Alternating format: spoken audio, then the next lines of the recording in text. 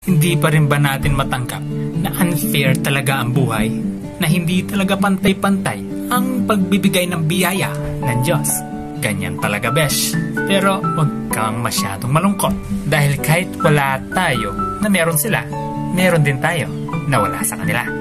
I-reflect natin ang pinag-usapan natin ngayon ay hindi yung lamang ng iba, kundi ano ang unique sa atin na wala sa kanila. Siguro naka-focus lang tayo sa mga bagay na madaling mapansin at hindi lang natin makita yung mga bagay na nakatago sa ating saloobin.